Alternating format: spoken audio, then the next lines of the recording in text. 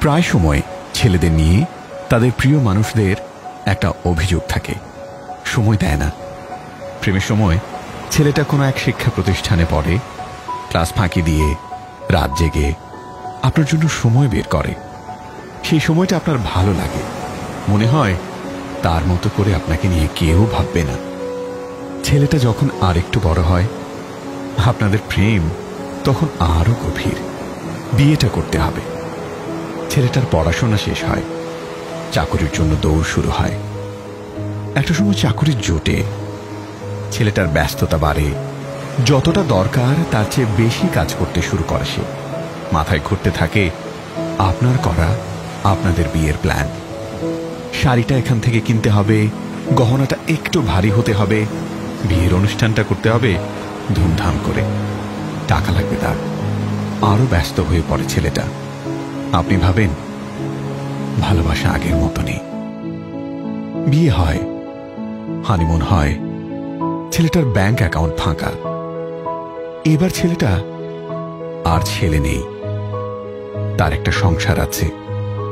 এর মাঝে ছেলের মার আবদার শুরু, নাতির মুখ কবে দেখব।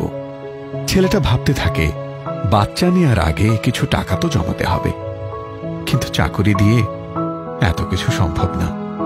নতুন আইডিয়া খুঁজতে থাকে সে। চাকুরির পাশাপাশি আর কি করা যায়? ছেলেটার মাথায় ভাবনা চলতে থাকে। আপনি ভাবেন মাথায় অন্য কেউ। ছেলেটা ছুটছে আপনাদের জন্য, আর আপনি ভাবছেন তার কাছে আপনি পুরনো হয়ে গেছেন। বাচ্চা আসে, বাচ্চার খাবার, খেলনা, চিকিৎসা সবকিছু নতুন একটা খরচ। খরচ বেড়েছে, কিন্তু চাকুরির পাশাপাশি দাঁড় করানো ব্যবসাটা এখনো বাড়েনি। বাচ্চা বড় হতে থাকে, সাথে তার বাবাও। বাচ্চারও একই অভিযোগ, বাবা সময় দেয় না। যাই হোক, শুরু হয় নতুন চ্যাপ্টার। ছেলেটার বাবা মার বড় অসুখ। বাবা মার ট্রিটমেন্ট করতে গিয়ে ছেলেটাকে নিতে হলো ব্যাংক লোন।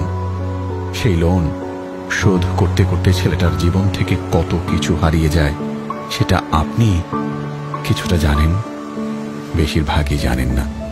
কিন্তু আপনাদের কোনো কিছুর কমতি রাখেনি। বাবা মার চিকিৎসা সেরে ছেলেটার নতুন মিশন, নিজের ছেলেকে ভালো জায়গায় পড়াতে হবে, সম্ভব হলে বিদেশে কোনো বিশ্ববিদ্যালয়ে। চলতে থাকে। ছেলেটা ছেলে থেকে বুড়ো হয়, জানালা কিংবা বারান্দা থেকে আকাশ দেখে। আপনাদের অভিযোগ সময় দেয় না। ছেলেটা সত্যি কি সময় পেয়েছিল? আপনাদের দেওয়ার জন্য না হোক, নিজে একটু বিশ্রাম নেয়ার